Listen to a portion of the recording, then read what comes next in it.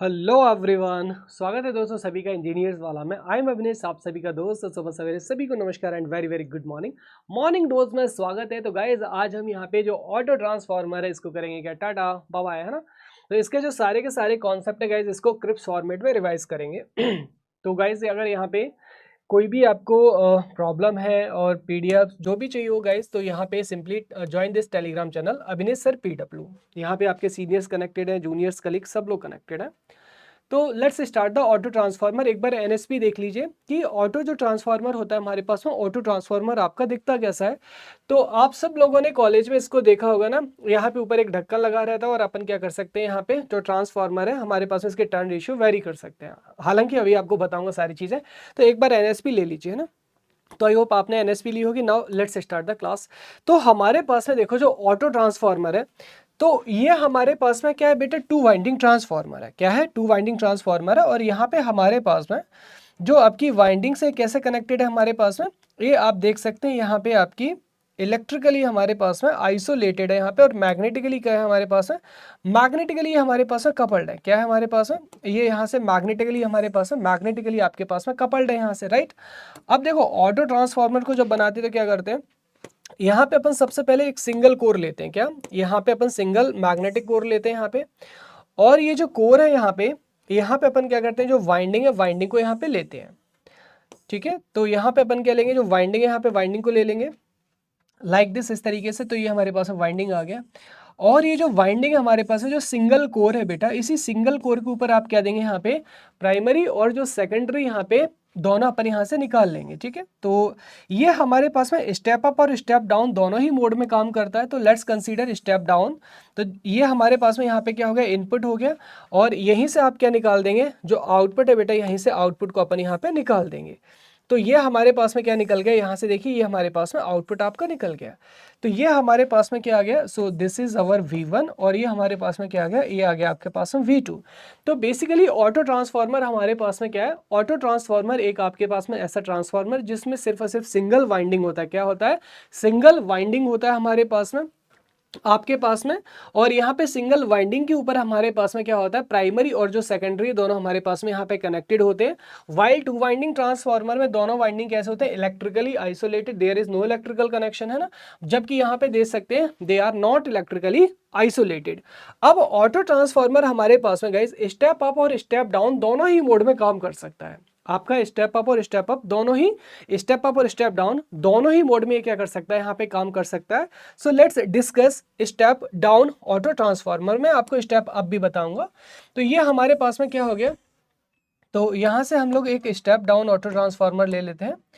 तो ये आपके पास में यहाँ पे एक स्टेप डाउन मैंने ऑटो ट्रांसफार्मर यहाँ पे लिया, जस्ट अ वेट। हाँ,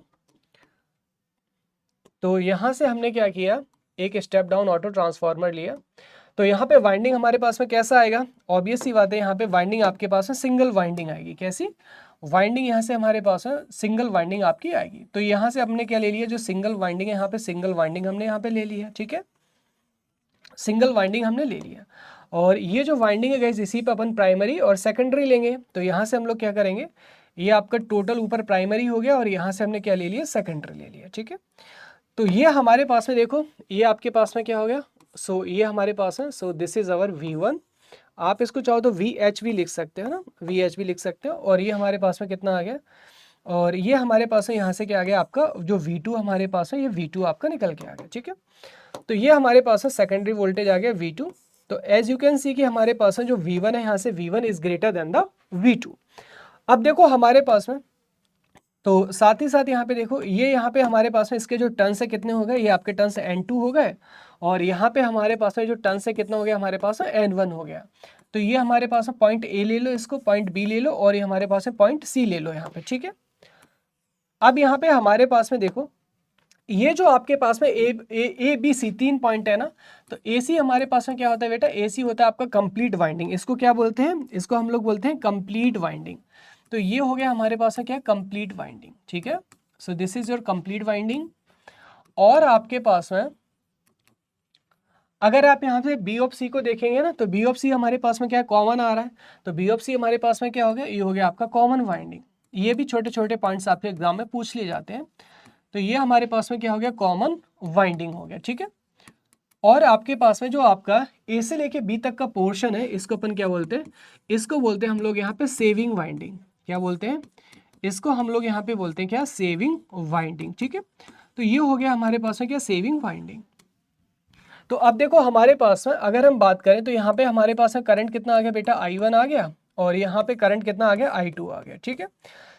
तो अगर यहाँ पे अपन KCL लगाएं तो I1 माइनस I2 डाउनवर्ड है, तो आप अपवर्ड क्या लिख सकते हैं, यहाँ से I2 माइनस I1 ले सकते हैं, बिकॉज आपको यहाँ पे अभी लेंज लॉ सेटिस्फाई कराना होगा ना। तो ये हमारे पास में डायरेक्शन आ गया आपका। तो यहाँ पे क्या लिखा, I2 माइनस I1 लिखा है। अब देखो यहाँ पे हमारे पास में N2 है और ये आपका N1 है, तो यहाँ से यहाँ तक का जो टॉप का टर्न होगा AB वाइंडिंग में कितना आ जाएगा, N1 माइनस N2 आ गया, और यहाँ का वोल्टेज कितना हो जाएगा, V1 माइनस V2 आ गया, ठीक है। तो ये हमारे पास में जो AB वाइंडिंग है इसका टर्न और वोल्टेज आ गया। अब यहाँ पे हमारे पास में ट्रांसफॉर्मर एक्शन हो रहा है कि नहीं हो रहा है, इसको देखने के लिए अपन यहाँ पे क्या लगाएंगे, MMF बैलेंस लगाएंगे यहाँ पे, क्योंकि हमारे पास में जो MMF है, MMF हमेशा क्या होगा, ट्रांसफार्मर में बैलेंस होता है, जैसे कि अपन ने 2 वाइंडिंग ट्रांसफार्मर में पढ़ा था, है ना। तो यहाँ से अगर आप देखें जो MMF है हमारे पास में, MMF अगर आप यहाँ पे देखेंगे तो हमेशा जो AB पार्ट है, AB पार्ट का MMF हमेशा किसके बराबर निकलेगा, आपका यहाँ पे जो MMF है B ऑफ C के बराबर निकलेगा यहाँ पे, ठीक है ना। क्योंकि तभी हमारे पास में यहाँ पे लेंज लॉ आपका सेटिस्फाइड होगा। तो यहाँ पे MMF यहाँ पे निकालो तो कितना आ गया, टर्न्स इनटू एम्पियर, तो कितना आ जाएगा ए वाले पार्ट में N1 माइनस N2। करंट कितना जा रहा है बेटा, I1 जा रहा है, और आपके पास में B ऑफ C में कितना हो जाएगा, I2 माइनस I1, यहाँ से कितना आ जाएगा, ये हमारे पास में N2। आप इसको सॉल्व करिएगा तो यहाँ से कितना आ जाएगा आपके पास में, I1 upon I2 equal to आ जाएगा N2 अपॉन N1। इसका मतलब हमारे पास में क्या बता रहा है, टर्न रेशियो को बता रहा है, मीन्स हमारे पास में यहाँ पे जो हमने अजम्पशन लिया था वो सही था। तो इसी को अपन कैसे लिख सकते हैं यहाँ पे, तो आपके पास में टर्न रेशियो वही निकल के आ गया, N2 upon N1 equal to कितना आ जाएगा, V2 अपॉन V1, और ये हमारे पास में कितना आ गया, ये आ गया आपके पास में यहाँ पे I1 अपॉन I2, ठीक है। चल अब देखो अगर हम देखें यहाँ पे हमारे पास में तो जो ए से लेके बी तक का पार्ट है, यहाँ पे आपकी जो पावर है आपका कैसे ट्रांसफर होगा, बाय इंडक्टिव एक्शन, क्योंकि यहाँ पे हमें इंडक्टिव एक्शन देखने को मिलता है। बी और सी में आप देखेंगे लोड यहाँ पे डायरेक्टली लगा हुआ है, तो बी ऑफ सी में हमारे पास में ये जो पोर्शन है ना, यहाँ पे लोड आपके लोड में से होकर डायरेक्टली करंट आपका कंडक्ट कर रहा है, तो यहाँ पे जो पावर होता है वो हमारे पास में कैसा होता है, कंडक्टिव। यहाँ से एक प्रश्न आपका बन जाता है एग्जाम में। तो अब आपके पास में यहाँ से आपके पास में जो पहला क्वेश्चन आपका बनेगा, पावर ट्रांसफर्ड इंडक्टिवली। तो हमारे पास में जो पावर है यहाँ से, सो पावर ट्रांसफर्ड इंडक्टिवली, तो इंडक्टिवली पावर आपका कैसे ट्रांसफर होगा हमारे पास है, या फिर इंडक्टिव ऐसे बोल सकते हैं ना। तो यहाँ से आपके पास में देखिए इट इज गिवन बाय, यहाँ से आप कैसे निकालेंगे, तो यहाँ से यहाँ तक का देखो हमारे पास में वोल्टेज कितना है आपका, V1 माइनस V2, करंट कितना आ रहा है बेटा, I1, तो पावर कितना होगा आपका, वोल्ट इंटू एम्पियर हो जाएगा, कितना, वोल्ट इंटू एम्पियर, तो वोल्ट कितना हो गया, V1 माइनस V2 इंटू कितना हो गया आपके पास में I1, है ना। लेकिन आपको इन सब चक्करों में नहीं पढ़ना है, आप इसको ऐसे भी यहाँ पे कैलकुलेट कर सकते हैं। तो इट इज गिवन बाय, ये कितना होता है हमारे पास है 1 माइनस के इंटू एस रेटेड, या फिर इसको बोलते हैं क्या, लोड KVA। अब बहुत ज़्यादा स्टूडेंट कंफ्यूजन में आ जाते हैं कि सर के यहाँ पे अपन ले क्या, क्योंकि ऑटो ट्रांसफार्मर के केस में बहुत ज़्यादा कंफ्यूजिंग होता है कि सर N1 अपॉन N2 या N2 अपॉन N1, है ना। तो यहाँ पे देखो भाई मेरे एक चीज़ बताओ, क्या ये जो पावर है हमारे पास में निगेटिव आ सकता है क्या, एक सिंपल सी यहाँ पे चीज़ बताओ, क्या पावर नेगेटिव आ सकता है क्या, ऑफ कोर्स नॉट। तो के हमेशा क्या होगा, के हमेशा होगा यहाँ पे लेस देन 1 होगा, क्या होगा, लेस देन 1। तो यहाँ पे के हमारे पास में क्या है, ये आपका ऑटो ट्रांसफार्मर का ट्रांसफॉर्मेशन रेशियो टर्न रेशियो के नाम से आपको दे रखा होगा, है ना, ट्रांसफॉर्मेशन रेशियो। तो यहाँ पे डोंट बी कंफ्यूज, है ना, आपको बेटा कंफ्यूज नहीं होना यहाँ पे कि सर यहाँ पे N2 अपन लेना है या N1 अपन N2, है ना, भाड़ में क्या सब कुछ, आपको क्या लेना है यहाँ पे, के लेस देन 1 लेना है, क्या लेना है आपको, के लेस देन 1 लेना है। तो यहाँ से पावर आपकी इंडक्टिव निकल के आ जाएगी। नेक्स्ट है हमारे पास है पावर कंडक्टिव। तो आपके पास में जो पावर है यहाँ पे, पावर कंडक्टिव कैसे होगा हमारे पास है, पावर कंडक्टिव, है ना। अब देखो अगर यहाँ से हम क्या करें, जो इनपुट पावर है, इनपुट है ना, अगर इनपुट में से यहाँ पे क्या घटा दें, यहाँ पे इंडक्टिव पावर को घटा दें, तो हमारे पास में क्या निकल के आ जाएगा, बचा हुआ कंडक्टिव, है ना। तो इनपुट कितना हो जाएगा हमारे पास में V1 I1, और ये हमारे पास में कितना आ जाएगा, V1 माइनस V2 इंटू कितना हो जाएगा हमारे पास में I1, ठीक है। तो यहाँ से आपके पास में ये हमारे पास में इनपुट हो गया, और आपके पास में इंडक्टिव पावर, तो इंडक्टिव V1 माइनस V2, तो ये हमारे पास कितना आ जाएगा यहाँ से, so it will be V2 into I1। आपको इस तरीके से निकालने की जरूरत नहीं, सेकंड मेथड आप ऐसे यहाँ पे याद रखेंगे, कितना हो जाएगा हमारे पास में K इंटू कितना हो जाएगा हमारे पास में, ये हो जाएगा आपका KVA रेटेड। तो आप यहाँ पे डायरेक्टली निकाल सकते हो। अच्छा, ये जो सेम फॉर्मूला है ना, आप इसको ऐसे भी लिख सकते हो, कोई इशू नहीं। आपके एग्जाम में ऐसे क्वेश्चंस पूछे गए कि जैसे मान लो उसने आपको इंडक्टिव पावर यहाँ पे है ना केवीए छोड़ के यहाँ पे किलोवाट में पूछा, तो पी इंडक्टिव आप ऐसे भी लिख सकते हो बेटा, है ना, 1 माइनस के इंटू लोड पावर, ये आपको इस तरीके से गिवन होगा। तो आप सेम इसके लिए भी यहाँ पे यूज कर सकते हो। जैसे एसएससी के अपन प्रीवियस क्वेश्चन की बात करें, अभी पूछा गया था कि अगर उन्होंने दे रखा कि लोड पावर हमारे पास में कितना है 10 किलोवाट है, और जो ट्रांसफॉर्मेशन रेशियो हमारे पास में के उन्होंने दे रखा था 0.8, तो पूछा था कि हमारे पास में जो इंडक्टिव पावर है, इंडक्टिव पावर कितना होगा, तो सिंपली पी इंडक्टिव कितना हो जाएगा हमारे पास में 1 माइनस 0.8 इंटू क्या कर दो हमारे पास में 10, यानी कि आपका कितना आ गया 2 किलोवाट। आंसर आपका निकल के आ गया है ना, आपका एसएससी में प्रीवियसली पूछा गया था। नेक्स्ट गाइस, सबसे इंपॉर्टेंट है यहाँ पे आपके पास में इसकी रेटिंग। रेटिंग बहुत इंपॉर्टेंट है गाइस, रेटिंग आपका 101% यहाँ पे पूछा ही पूछा जाएगा, ठीक है। रेटिंग, तो रेटिंग स्टेप अप और स्टेप डाउन में दोनों के लिए आपको बताऊंगा। तो रेटिंग देखो यहाँ से आपको कैसे निकालना है सिंपली, तो रेटिंग हमारे पास में क्या होगा, वोल्ट इंटू एम्पियर, क्या होगा वोल्ट इंटू एम्पियर, और ट्रांसफार्मर में वोल्ट इंटू एम्पियर हमेशा कांस्टेंट रहता है। तो चाहे स्टेप अप चाहे स्टेप डाउन हो हमारे पास में, आप यहाँ पे क्या कर सकते हैं, अगर आपको यहाँ पे लॉजिकली जाना है तो आप क्या करेंगे, देखो high voltage into high current या फिर लो वोल्टेज इंटू लो करंट, यानी कि V1 I1 equal to V2 I2 हमेशा कांस्टेंट रहता है। नाउ अब आपको यहाँ पे मैं सीधा सीधा बताता हूँ कि जो रेटिंग आप यहाँ पे कैसे निकालेंगे। तो हमारे पास में S auto is given by simply 1/1 minus के इंटू एस रेटेड, ठीक है, आप यहाँ से निकाल देंगे। तो यहाँ से ऑटो जो ट्रांसफार्मर है हमारे पास में, ऑटो ट्रांसफार्मर की क्या निकल के आ जाएगी, जो रेटिंग हमारे पास में निकल के आ जाएगा। ये आपको रेटेड आपको दे रखा होगा हमारे पास में 2 वाइंडिंग ट्रांसफार्मर का, या फिर यहाँ से आपको वो गिवन करके रखेगा। वंस अगेन स्टूडेंट यहाँ पे कंफ्यूज होते कि सो के सर हमारे पास में N2/N1 या N1 अरे क्यों इतना दिमाग लगाना बेटा, कि यहाँ पे हमारे पास में लेस देन 1 हो ग्रेटर देन 1 हो सकता है क्या, अदरवाइज निगेटिव आ जाएगा। तो के यहाँ पे कितना हो जाएगा आपका, लेस देन 1 हो जाएगा बेटा, सिंपल सी बात है, ठीक है। अब देखो एक आपको ब्रह्मास्त्र बता रहा हूं मैं यहाँ पे, है ना, ये आपको हिट एंड ट्रायल मेथड है गाइस, लेकिन बहुत अच्छे से काम करता है, ठीक है। तो जो रेटिंग हमारे पास है और स्टेप अप स्टेप डाउन दोनों में ही हमारे पास में कामयाब होता है। तो रेटिंग आप ऐसे निकाल सकते हो, वेरी वेरी इंपॉर्टेंट है ना, एस ऑटो ट्रांसफार्मर की आपको निकालना है, ऑटो ट्रांसफार्मर। तो ये हमारे पास में कितना हो जाएगा 1 प्लस माइनस के into S2 winding transformer, very very important है ना। लेकिन जो के यहाँ पे होता है, कि हमारे पास में क्या होता है बेटा, turn ratio of 2 winding transformer, ये याद रखना है ना, 2 वाइंडिंग ट्रांसफार्मर। आप यहाँ से गाइस कोई सा भी जो क्वेश्चन है इसको है ना सेकंडों में हल कर सकते हैं, आपको यहाँ पे बहुत ज्यादा दिमाग लगाने की जरूरत पड़ेगी ही नहीं, ठीक है। बस यहाँ पे याद रखना, अब सर प्लस कब लेना है माइनस कब लेना है, तो देखो यहाँ पे वैसे तो वो आपको बोलेगा नहीं, प्लस एडिटिव के लिए और माइनस सब्ट्रैक्टिव के लिए, लेकिन अगर कुछ भी मेंशन नहीं, ऑलवेज टेक अ पॉजिटिव, है ना। तो यहाँ पे आपको 1 प्लस के लेके चलना है। जैसे अगर हम बात करें ना कि अगर मैं यहाँ पे है ना एक ट्रांसफार्मर लेता हूँ यहाँ पे कितना, तो जैसे मान लो यहाँ पे 440 kV अपॉन, यहाँ पे मैं सिंपल ले लेता हूँ ना 22/11 kV का यहाँ पे कोई ट्रांसफार्मर आपके पास में 2 वाइंडिंग, ठीक है, और इसको ऑटो ट्रांसफार्मर में कन्वर्ट किया जाता है। तो यहाँ पे वो पूछेगा कि आपसे रेटिंग निकालो, है ना। तो रेटिंग सिंपली कैसे निकाल देंगे, हमारे पास में 1 प्लस के हमेशा क्या होगा आपके पास में 2 वाइंडिंग ट्रांसफार्मर का, हायर अपॉन लोअर, तो number of turns in the HV upon LV, तो कितना आ जाएगा 22/11, और ये कितना हो गया हमारे पास में 10, तो कितना आ गया 3, यानी कि कितना आ जाएगा हमारे पास में 30 kV है। तो रेटिंग ऑफ जो ऑटो ट्रांसफार्मर है कितना आ जाएगा 30 kV, वेरी वेरी इंपॉर्टेंट। हाँ, सिमिलरली फटाफट से गाइस जो हमारे पास में स्टेप अप है, स्टेप अप के लिए देख लेते हैं। तो स्टेप अप में देखो हमारे पास में जो कनेक्शन डायग्राम है वो कुछ ऐसे बनेगा हमारे पास में। तो आप यहाँ पे सिंगल कोर ले लीजिए, सिंगल कोर, हाँ, तो ये हमारे पास है सिंगल वाइंडिंग हो गया हमारे पास है। तो यहाँ पे वोल्टेज आपके पास में क्या होगा, स्टेप अप होगा।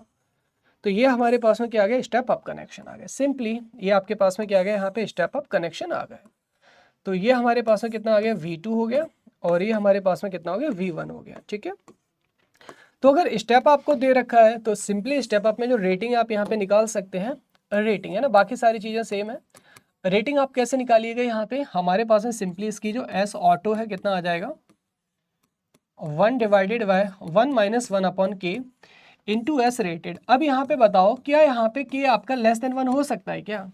ऑफ कोर्स नॉट, है ना। अगर के लेस देन 1 हुआ तो ये हमारे पास ऊपर जाके नेगेटिव आ जाएगा, तो के should be greater than here.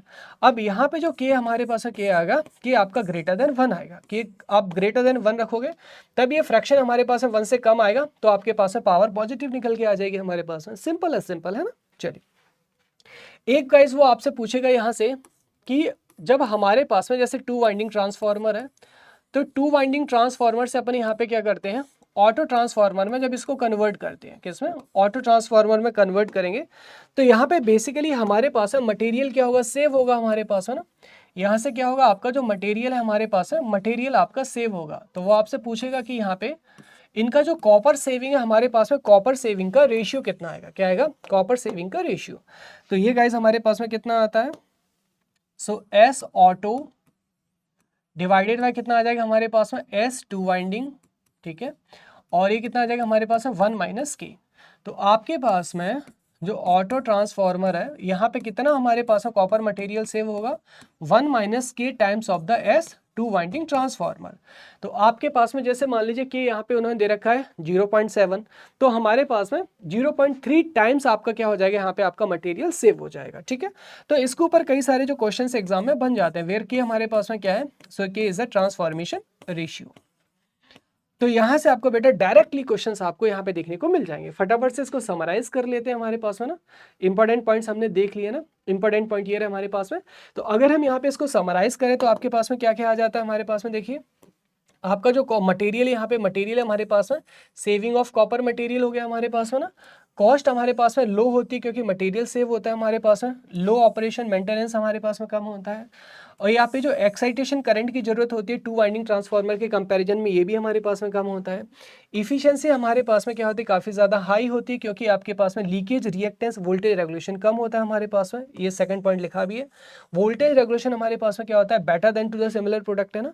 और यहाँ से हमारे पास में जो आउटपुट वोल्टेज आप इसको वेरी करा सकते हैं, इसीलिए गाइस इसको समटाइम्स अपन वैरिक भी बोलते हैं। और इसका जो सबसे अच्छा यूज़ है, जब मशीन में इंडक्शन मशीन में मैं स्टार्टिंग जब पढ़ाऊंगा, स्टार्टिंग में ऑटो ट्रांसफार्मर, तो आप देखें कि यहाँ पे हमारे पास में जो स्टार्टिंग ऑफ इंडक्शन मोटर है, इसमें ऑटो ट्रांसफार्मर का एक अहम हाथ होता है।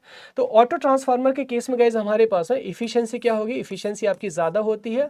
लॉसेस हमारे पास में क्या होंगे, लॉसेस आपके डिक्रीज होंगे हमारे पास में, रिएक्टेंस आपका डिक्रीज होगा, वोल्टेज रेगुलेशन हमारे पास में क्या होगा, यहाँ पे डिक्रीज होगा हमारे पास में। तो ये सारे के सारे क्या होते हैं बेटा, एडवांटेजेस होते हैं।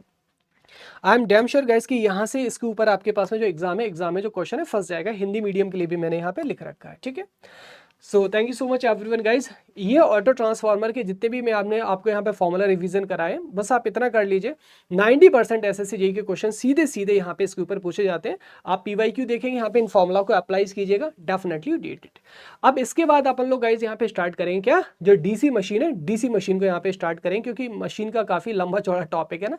तो डीसी मशीन को अपन स्टार्ट करेंगे, कंस्ट्रक्शन से स्टार्ट करेंगे और 1 बाय 1 करके जो इंपॉर्टेंट मेन टॉपिक है उनका अपन रिवीजन करेंगे। एक चीज़ बस मेरे को यहाँ पे लगती है कि आप लोग बताते नहीं कि जो सीरीज है गाइस, सीरीज आपको कैसी लग रही है, परफेक्ट है या फिर किसी और भी चीज़ की यहाँ पे नीड है कि सर ये चीज़ और ऐड ऑन कर दीजिए। तो अगर आप बताएंगे तो यहाँ पे वो चीज़ को एनहेंस किया जा सकता है, ठीक है। So thank you so much everyone, नमस्कार एंड ऑल द बेस्ट।